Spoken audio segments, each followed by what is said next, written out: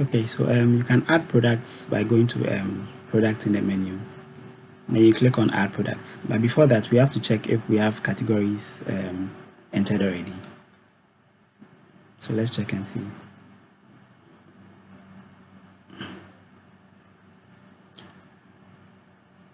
Okay, so these are the category of products that we've entered.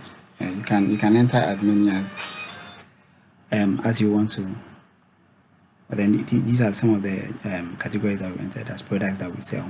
But then if yours is different, you can also enter yours when you start using the software. And then we go to units to check the type of units that we have. Okay, so we have different types of units. We have meters, pack, we have pieces, we have sets, we have singles.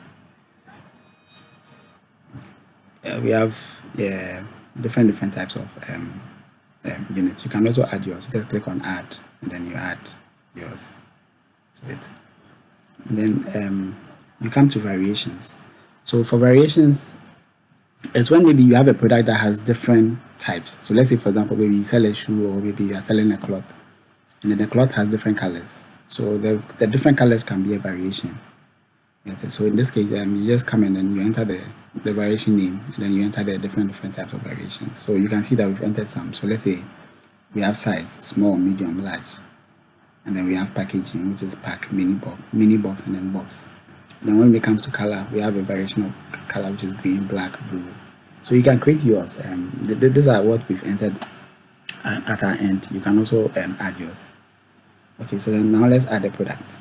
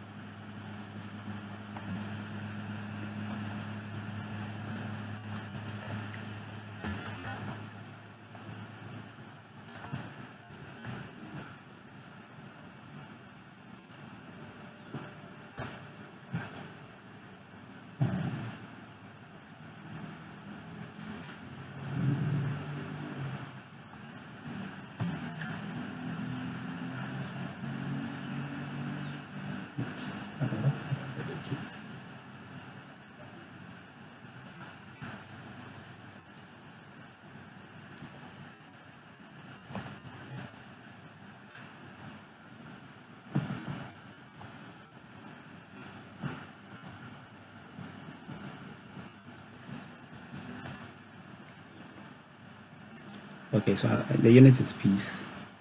Choose electronics as a category, and then the business location. So the location is where the product will be available at. If maybe it's only available at one shop, you just select one shop. But if it's available at maybe 2 or more shops, then you select. You can add as many. If let's say, for example, I sell the same product in Accra and then Kumasi, I add. So in this case, the product will be available at Accra, it will be available at Kumasi, and I can add stock for those. If I'm selling at one location, I just use one location. So in this case, we are just using one location, so I'll delete the other one. Okay.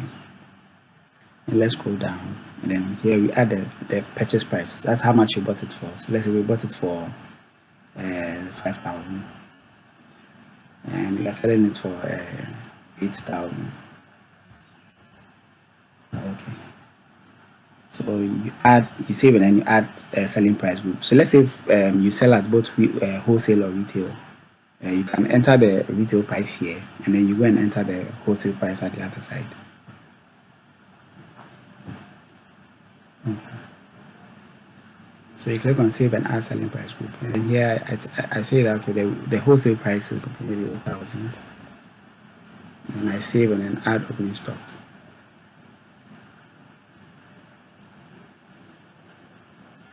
So here I'm adding the starting quantity. So let's say I have maybe 5 in my shop, so I just enter 5, and then I save it. So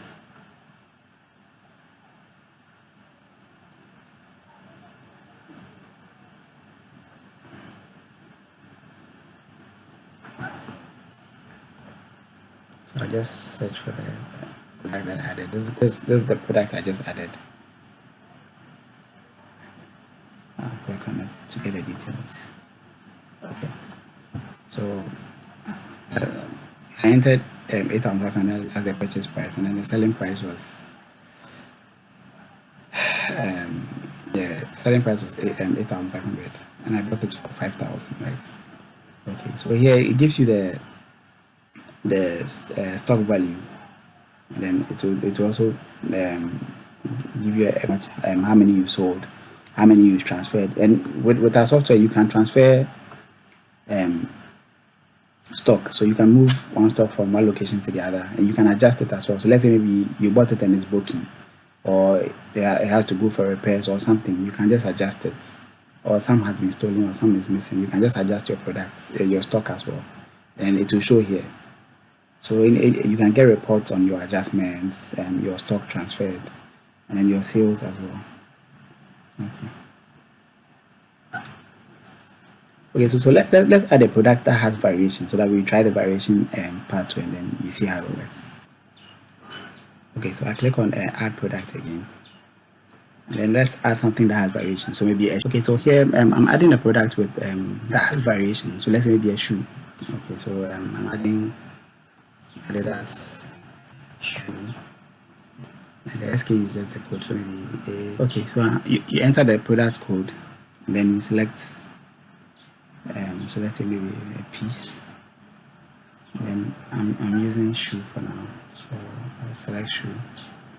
And then the alert quantity is the minimum quantity for which the software should give you an alert. So let's say that when it reaches 5 and we are left to just 5, it should alert us that okay, we are running out of stock. So we have this location there. I think here we have to change it to variable, because this one is it varies. So we change to variable, and then we select color, because I think the variation will be with colors. So these are the variations that we've entered. It's allowing us now to enter the purchase price for each, the selling price for each, and the different SKUs. So let's enter that too.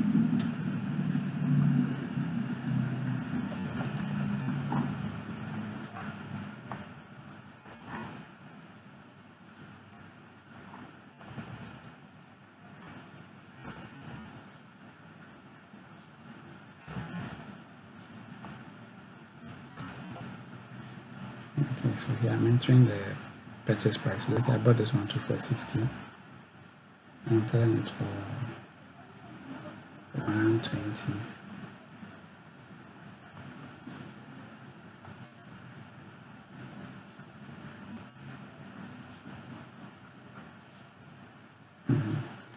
But here, I think I'll sell the black a bit higher. So let's say the black will be 130, and this one will be 120.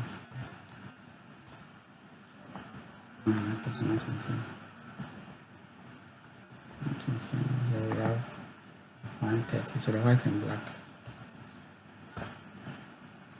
Okay, so I save and then I add opening stock. So then in this case, you ask me for the different colors and the quantity for each color. So let's say we have with this particular shoe, we have 5 that are green, and then we have 7 that is black. We have maybe 4 that is blue. We have 2 that is red. Then we just have 1 that is yellow, and then we have the white, 2 like 8. So then we save it.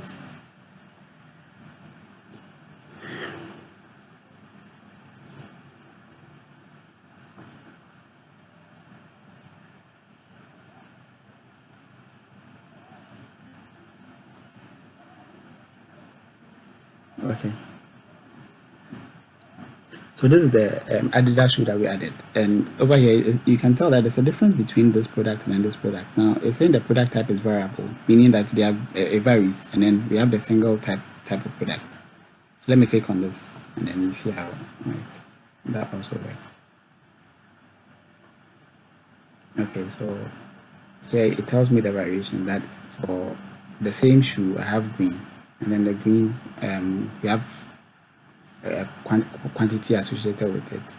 So we have 5 for green, we have 7 for black, 4 for blue, red for 2 for red, and then 1 for yellow, and then 8 for white.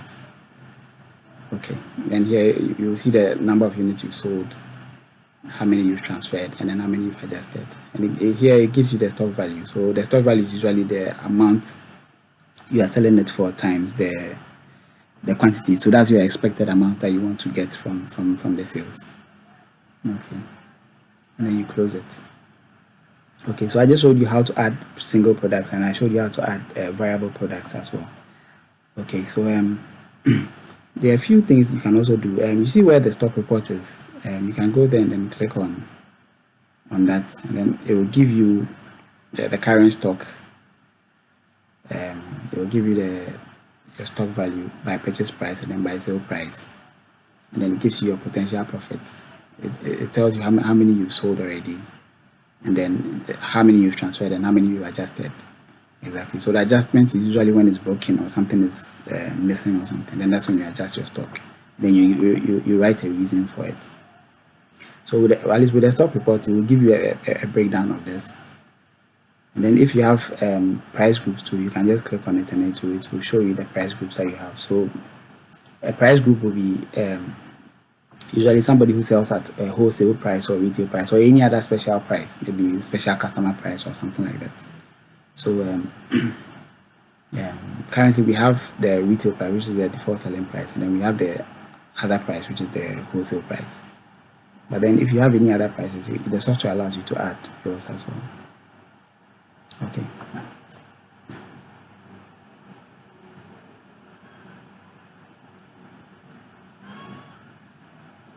And with the products too, you can filter by product type, you can filter by category, you can filter by units, you can filter by location. So if I just want to show all the products for just one location, I just click on that, and then it will list it for me. So here you can see that it's listing all the products at the Accra shop. Let me go to all products, and it will list it. Let me change it again. Okay.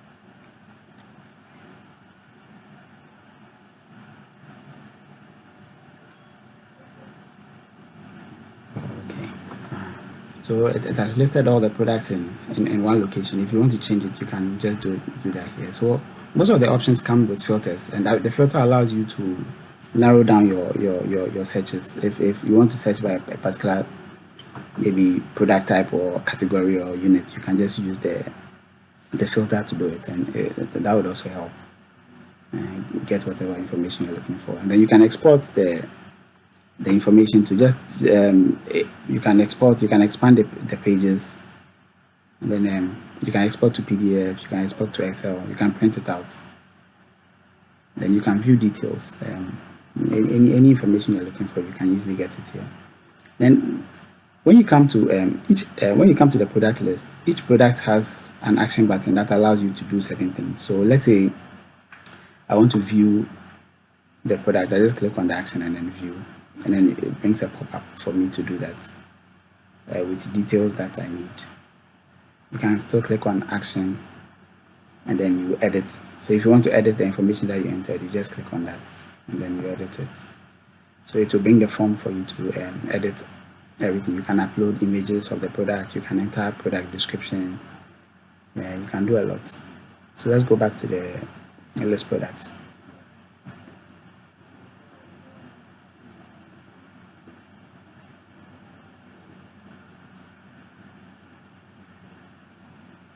Okay, so you can click on action and then you can delete, you can edit your opening stock, you can check the product stock history. So usually you check what stock came in, how it was sold and all that. It will give you that information.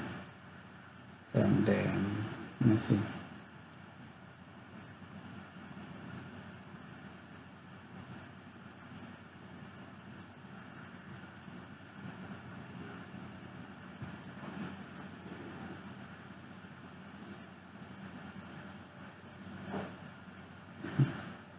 Okay, so this is the stock history for one of the products that we entered. So this Adidas shoe new. Then you can see the quantity changes. as it went through, and then the dates, and then where the reference, so as in where the stock came from. And I'm sure you can use this information for yourself as well. Okay. Thank you very much.